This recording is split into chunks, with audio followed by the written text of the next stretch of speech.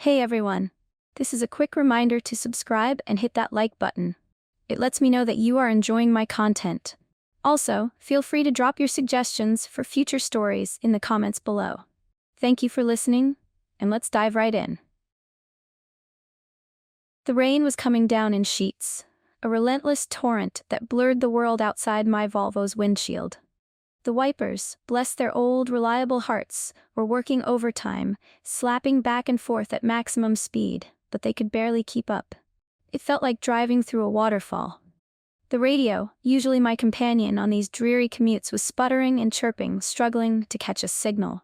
All I got was static and the occasional burst of distorted music, adding to the overall sense of unease. The car, my trusty old Volvo, might be a bit of a clunker, but it was dependable. Or at least, it usually was. The inside of the car was damp and smelled faintly of mildew and old leather. The seats, worn and cracked, offered little in the way of comfort. I gripped the steering wheel tighter, trying to ignore the way my hands were starting to sweat. This day was just off. Everything felt wrong. I approached an intersection, the light stubbornly green. I slowed down, but just as I was about to pass through, a car suddenly lurched forward from the cross street. My heart leaped into my throat. I slammed on the brakes, the tires screeching in protest. We collided, a sickening crunch of metal. It wasn't a hard impact, thank goodness, but enough to jolt me forward. I pulled over to the side of the road, my hands shaking. The other driver, a young man with wide, panicked eyes, was already out of his car. He was a mess, tears streaming down his face, his voice choked with sobs. "I'm so sorry," he stammered, his words barely audible above the rain. "I didn't see you. I never meant to." I looked at the damage. It was minimal, thankfully. Just a dented fender on his car, and my Volvo's license plate was bent at an awkward angle. "It's okay," I said, trying to reassure him, though I wasn't entirely sure it was okay. His reaction seemed extreme, considering the minor nature of the accident. He was crying as if he'd just committed some terrible crime. "Really, it's fine," I repeated, more for myself than for him. We exchanged information quickly, a hurried, awkward exchange in the pouring rain. Then, I got back in my car and drove away, still feeling a bit shaken. I couldn't shake the image of the man's face, contorted with such profound misery. Why was he crying so hard? It was just a fender bender. The hospital loomed ahead, a dark, imposing structure against the stormy sky. It looked even more grim and foreboding in this weather. The city's budget cuts had left only this one, and it showed. The once grand architecture was now showing its age, with peeling paint, broken windows, and an overall air of neglect. The parking lot was dimly lit, the few flickering lights casting long, eerie shadows. I parked my car, feeling a shiver crawl down my spine. It wasn't just the rain, there was something about this place that made my skin crawl. I hurried inside, grateful for the relative warmth, though the hospital's interior was hardly welcoming. The air was stale and smelled faintly of antiseptic and something else, something I couldn't quite place. I found my way to the administration office, where I was supposed to meet my new supervisor. He was an old man, maybe in his 60s, with a stooped posture and a peculiar way of looking at me. He wore a button-up shirt and suspenders, his pants pulled up high on his waist. His glasses were odd. One lens was missing, leaving only a thick, magnified eye staring out at me. He greeted me with a nod, his voice raspy and distant, as if he wasn't quite all there. His words were polite enough, but his mind seemed to be somewhere else entirely. I chalked it up to old age and tried to ignore the unease that was growing in my stomach. He showed me around, his movements slow and deliberate. The locker room was cold and damp, with a strange, musty smell. The uniform he gave me was old and crumpled, a size too small. The break room was sparsely furnished, with a few mismatched chairs and a table stained with coffee rings. Then, he mentioned something strange. "There are some rules," he said, his voice low and serious. "Rules you must follow." He proceeded to list them, each one more unsettling than the last. Never clean the south wing, it had its own janitor. Only clean what was on the list. Do not go into room 237. If you see someone in the halls, leave them be. If they are staring at you, turn around. And the last rule, the morgue must be cleaned last. No exceptions. I wanted to ask him about the rules, to understand why they were so strange, but as soon as he finished speaking, he turned on his heel and walked away, leaving me standing there, my mind reeling. Well, I muttered to myself, that was weird. The uniform felt stiff and scratchy against my skin, a size too small and smelling faintly of stale perfume. I grabbed my cleaning cart, a metal contraption that squeaked ominously with every push, and the list the old man had left in the break room. It was a short list, thankfully, mostly hallways and a few empty patient rooms. I decided to start with the hallways, figuring I'd work my way down the list and finish with the morgue, as instructed. The hospital at night was a different beast altogether. The silence was almost deafening, a heavy, oppressive quiet that pressed in on me. The only sounds were the squeak of my cart's wheels, the distant hum of some unseen machinery, and the relentless drumming of the rain against the windows. It felt like I was the only person in the entire building, a lone figure wandering through a deserted labyrinth. As I started my first round, things began to happen. Small things, at first. A door that I was sure I had seen unlocked was suddenly locked. A box of tissues fell off a shelf in an empty patient room, seemingly of its own accord. The lights flickered erratically, casting dancing shadows on the walls. I tried to rationalize it, telling myself it was just the old building settling, the wind rattling the windows, my imagination running wild in the quiet of the night. I made my way to the south wing. Even before I reached it, I could feel a shift in the atmosphere. The air grew colder, a damp chill that seeped into my bones. The silence here was even more profound, broken only by a faint, rhythmic scraping sound, like something being dragged across the floor. My heart started to pound in my chest. I hesitated, my hand hovering over the light switch. The hallway was shrouded in shadows, the dim emergency lights casting an eerie glow. I strained my ears, trying to pinpoint the source of the scraping. It seemed to be coming from deeper within the wing. A flicker of movement at the end of the hallway caught my eye. I couldn't make out what it was, just a fleeting impression of something. There. I took a step forward, then stopped. The old man's words echoed in my mind. Never clean the south wing. I backed away slowly, my skin crawling. Whatever was making that scraping sound, I didn't want to find it. I continued my cleaning route, but the unease had settled deep within me. The strange occurrences became more frequent, more unsettling. Doors I knew I had locked earlier were now wide open. A chair I had left in the middle of a hallway was now tucked neatly into a corner. It was like some unseen presence was playing tricks on me, toying with me. This was all happening in the same hallway where room 237 was located. As I approached the room, a knot of dread tightened in my stomach. I hesitated, then glanced inside. The room was dimly lit, a single flickering fluorescent bulb casting long, distorted shadows across the room. I could just make out a figure lying in the bed. It was a woman, her body almost completely hidden beneath the sheets. The light was too dim to see her face, but I could tell she was badly injured. Her body was unnaturally still, connected to a tangle of machines and tubes. A sudden scraping sound from the hallway made me jump. I turned around quickly. A chair, the same one I had seen earlier, was now sitting squarely in the middle of the hallway. I stared at it, my breath catching in my throat. Fear, cold and sharp, pierced through me. I didn't wait to see anything else. "It can remain dirty," I muttered, my voice trembling. "I'm not cleaning it." I practically ran from the hallway, my cleaning cart rattling behind me. My heart was pounding, a frantic drumbeat against my ribs. I told myself it was just my imagination, the stress of the new job, the creepy old building. But deep down, I knew something was wrong. Terribly wrong.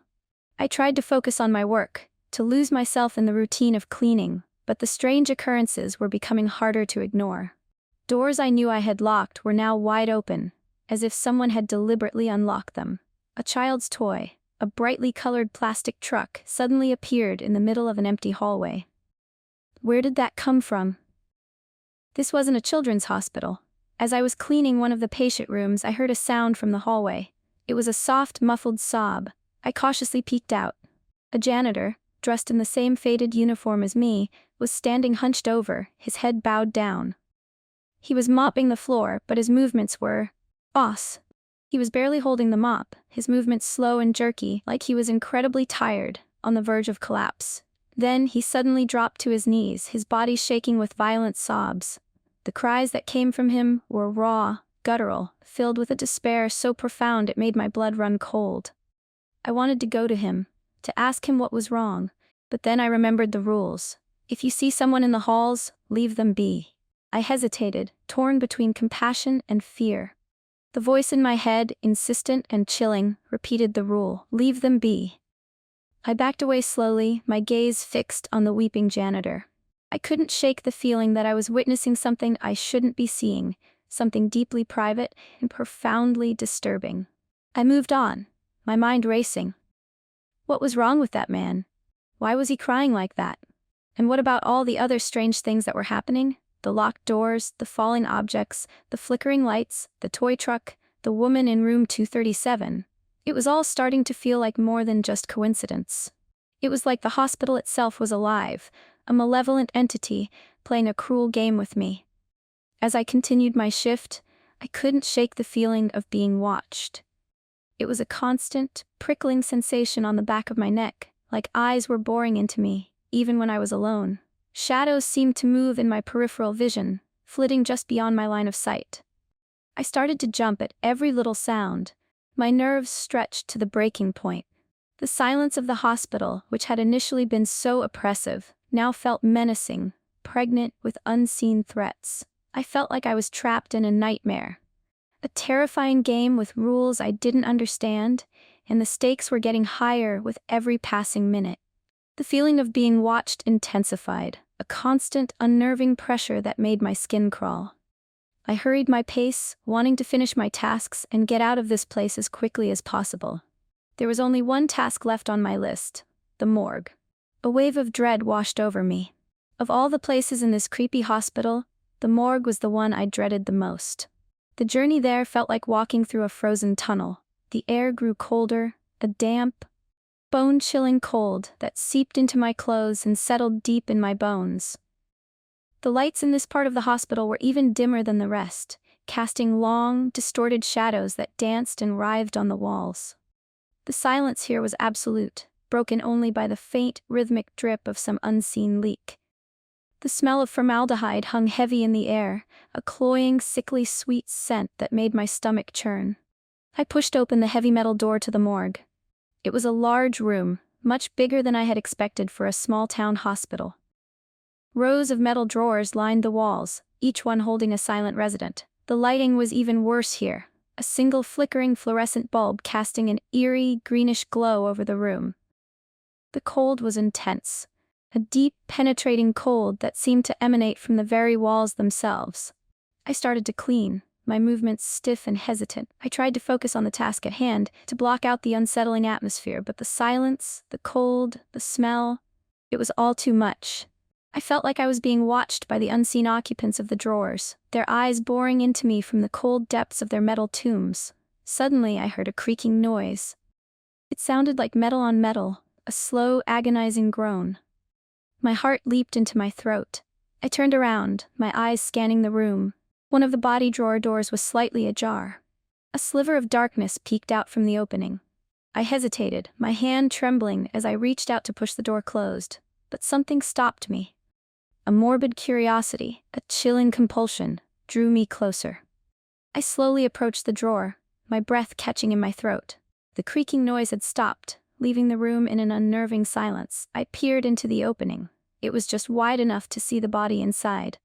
As I stepped closer, I stopped dead in my tracks, my breath caught in my throat. No, I yanked the drawer open, my hands shaking uncontrollably. I pulled the body out. It was me. It was my own body, lying cold and still on the metal tray. My skin was pale, my eyes were closed, my hair was matted and damp. I stared at myself, my mind reeling, unable to comprehend what I was seeing. This couldn't be real. It was a nightmare, a horrible, twisted nightmare.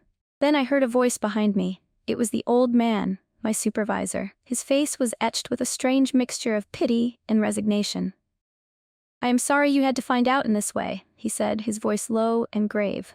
"For the last couple of days you were fighting, but your body, it just wasn't strong enough to pull through." "Pull through?" I whispered, my voice barely audible. Tears welled up in my eyes, blurring my vision. "What are you talking about?" The old man sighed, a weary, drawn-out sound. Addison, he said gently, you were in a car crash. You never made it to the interview. You never got the job. I shook my head, refusing to believe him. No, I protested, my voice rising. That's not true. I've been cleaning. I've been doing my job for hours. I gestured towards my cleaning cart, as if that could somehow prove my reality. The old man reached out a hand, his touch surprisingly warm and comforting. Come with me, he said. He led me out of the morgue, and as we walked, the hospital seemed to change. It was no longer empty. The hallways were now filled with people, all of them moving slowly, deliberately, their faces etched with grief. Some were weeping silently, others were mopping the floors, dusting shelves, performing the same mundane tasks I had been doing. But all of them were crying. You are not a janitor, are you, Addison? The old man asked, his voice soft. I stopped, my eyes wide with confusion. I looked at the old man, then at the weeping figures around me. The question echoed in my mind, a jarring note in the symphony of my confusion. Am I a janitor? Suddenly a flood of memories surged through me, a torrent of images and sensations that overwhelmed my senses. I wasn't a janitor, I was a doctor, a neurosurgeon, and a damn good one too. I didn't even live in this city, I was here for a case. The memories crashed into me, sharp and vivid. The drive to the hospital, the rain, the near collision. It wasn't a near collision, it was a head-on crash. My car, mangled and twisted, the other driver, his face a mask of terror and remorse. He wasn't just shaken up, he was witnessing my death. We reached room 237. The old man opened the door. The woman was still there, lying in the bed, connected to the machines. She looked even more frail, more lifeless than before. She, the old man said, his voice barely a whisper, she was your case, Addison. But you would have never saved her. I looked into the dimly lit room. In the corner I saw a chair, and in the chair a woman was sitting. The same woman who was lying in the bed. But this woman was different. She was translucent, almost shimmering, her form flickering in the dim light. The old man spoke again, his voice filled with a quiet sadness. She's too far gone. He offered me his hand again, and we walked out of the room. But I did drive off, I said, my voice trembling. There was this other person in the accident, a man. He was crying. The room spun, and I was no longer in the hospital. I was standing in the rain, the cold rain that had been falling all day. I was looking at the accident scene. My car and the other man's car were intertwined, a mangled mess of metal. My body was half hanging out of the driver's side window, twisted at an unnatural angle. The other driver, the man I had seen earlier, was standing nearby, his face streaked with tears. I didn't want to do this, he sobbed. I'm so sorry. Now I understood. I understood why he was crying so hard. He wasn't just witnessing an accident, he was witnessing my death. I turned to the old man. I want to see myself one more time, I said. The room spun again, and we were back in the morgue. I knelt down beside my body, the cold metal of the tray chilling my skin. Tears streamed down my face. We did good, I whispered to my lifeless form. As good as we could. The sight of myself, lying there so still and broken, was a pain I couldn't have imagined. It was like looking at a stranger, yet intimately familiar at the same time. The rain continued to pound against the hospital windows, a relentless rhythm that echoed the turmoil in my mind. I struggled to reconcile the image of myself as a doctor, a neurosurgeon, with the memory of cleaning hallways, of the weeping janitor, of the woman in room 237. It felt like two separate lives, two distinct realities, colliding within me. The old man stood beside me, his presence a strange mix of comforting and inspeak, allowing me to process the truth, to come to terms with what had happened. The memories of the accident were clearer now, no longer fragmented and distorted. I remembered the impact, the shattering glass, the agonizing pain, and then, nothing. Just a void, a blackness that swallowed me whole. But before the darkness, there was something else. The woman in room 237. A wave of guilt washed over me. She was my patient, my case. I remembered her file, the complex neurological condition that had baffled my colleagues. I had been so determined to save her, to find a way to reach her, but I hadn't been able to. I had failed. She was too far gone, the old man had said. His words echoed in my mind. Was he talking about the woman in the bed, or about me? Or perhaps both? The thought sent a shiver down my spine. I looked back at my body, lying so still and peaceful on the tray. Was I too far gone as well? I remembered the woman in the chair in room 237, the translucent figure shimmering in the dim light. She was still there, even now, as I stood in the morgue, looking at my own corpse. What was she? A ghost? A figment of my dying imagination? Or something more? The old man's words returned to haunt me. She was your case, Addison. But you would have never saved her. He was right. I knew it in my heart. Her condition was too advanced, her brain too damaged. Even if I had made it to the hospital, even if I had performed the surgery, it wouldn't have made a difference. She was beyond my reach. But the guilt still gnawed at me. The weight of responsibility, the burden of knowing that I had failed to save her, was almost unbearable. I had dedicated my life to healing, to saving lives. But in the end, I had failed. And then there was the other driver, the man who had been crying so uncontrollably after the accident. His face, contorted with grief and remorse, flashed before my eyes. He wasn't just a stranger. He was a witness to my death, a man who had watched me slip away. I understood now why he was crying so hard. He wasn't just regretting the accident, he was mourning me. The pieces of the puzzle were finally falling into place, the fragmented memories coalescing into a coherent whole. The rain, the near collision, the hospital, the rules, the weeping janitor, the woman in room 237, the morgue, it all made sense now. It was a terrifying, heartbreaking sense. But it was sense nonetheless. I was dead. I had been dead since the moment the two cars collided, metal screaming against metal. The interview, the job, the cleaning, it was all a figment of my dying mind, a desperate attempt to cling to life, to create a reality where I was still alive, still working, still me. I looked down at my body on the cold metal tray. It was so still, so empty. The life that had animated it, the thoughts, the feelings, the memories, all gone, reduced to a cold, lifeless shell. A wave of sadness washed over me, a deep, aching sadness for the life I would never have, the future that had been stolen from me. I turned to the old man, his face etched with a quiet understanding. What happens now? I asked, my voice barely a whisper. He didn't answer, but simply gestured towards the door. I looked back at my body one last time, a silent farewell, a final goodbye to the life that had been. Then, I turned and walked towards the door, the old man following close behind. As I stepped out of the morgue, the hospital seemed to shift again. It was no longer the place of hushed whispers and weeping figures. It was different. The lights were brighter, the air was lighter, the oppressive cold was gone. But it wasn't warm either. It was neutral, empty. I walked down the hallway, the familiar route I had taken so many times during my shift. But everything was different now. The doors were no longer locked or open. They were simply doors. The shadows no longer danced and writhed. They were just shadows. The silence was no longer menacing. It was just silence. I reached the south wing, the place I had been warned to avoid. I hesitated for a moment, then stepped inside. It was just a hallway. A long, empty hallway, no different from any other in the hospital.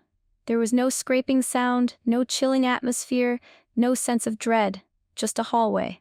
I walked to the end of the hallway and looked back. The hospital stretched out before me, a vast, empty space. I felt a sense of detachment, as if I was no longer a part of it, as if I was simply observing it from a distance. What happened next? I don't know. Did I move on to some other realm? Did I simply cease to exist? Was I trapped in this empty hospital, reliving my final day over and over again? The old man hadn't said. He had simply led me to the door, and then, nothing. I looked back at the hospital, its imposing structure silhouetted against the stormy sky. The rain was still falling, a relentless downpour that seemed to wash away the last vestiges of my former life. I turned and walked away, leaving the hospital behind me. Where I was going, I didn't know. But I knew I couldn't stay there, not anymore. The hospital, with its secrets and its sorrows, was no longer my world. My world, whatever it was now, lay somewhere beyond the rain, somewhere beyond the darkness.